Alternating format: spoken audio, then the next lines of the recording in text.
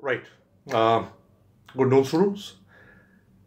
I hope all of you did understand the meaning of money supply. In general context, it refers to the money held by the public at a point of time, right?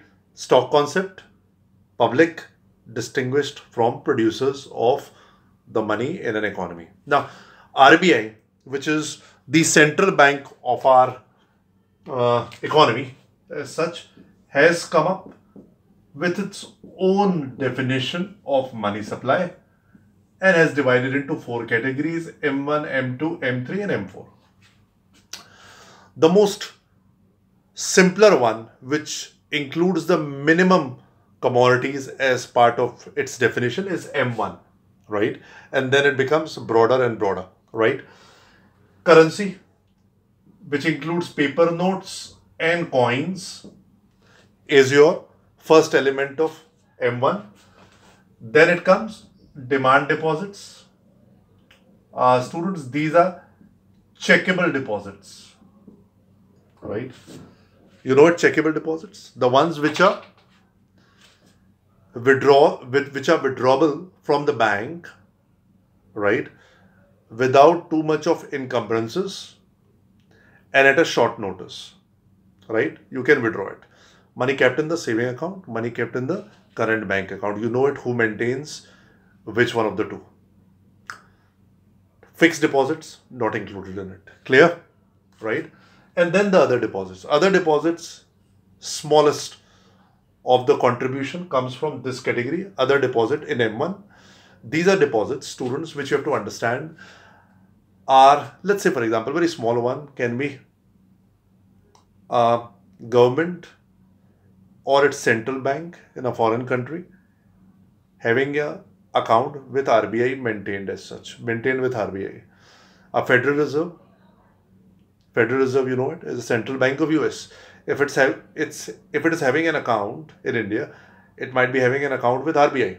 So that is a part of OD. Clear? As well as certain other accounts are included. If I have to include the accounts maintained by non-departmental public enterprises. Last year you might have studied, right? The government companies in business studies. Recall it. They are autonomous bodies. They are the ones who earn the income and feed the income for their own development and are least dependent on government, right? If they are having an account with RBI, even those deposits should be included in such definition. So other deposits, even though very small, but do not forget to take it. Clear? M2, comparatively bigger one. In this, we not only include these three, but also saving deposit with the post office banks, right? Or post office rather, not the banks, post office. In post office also, we do maintain saving bank account, right? Just think about it. What is the difference between saving bank account here and saving bank account in commercial bank? Very small difference. I'll put forward in the other ones, other videos. Third one, M1 plus net time deposits with commercial bank. When I say net time deposit here is more important. What is time deposits?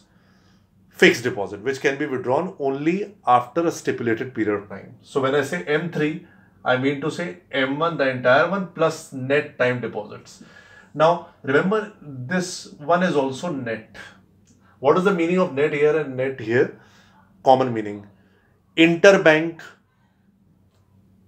saving account or, interbank fixed deposit should not be included in M1 or M3 definition respectively.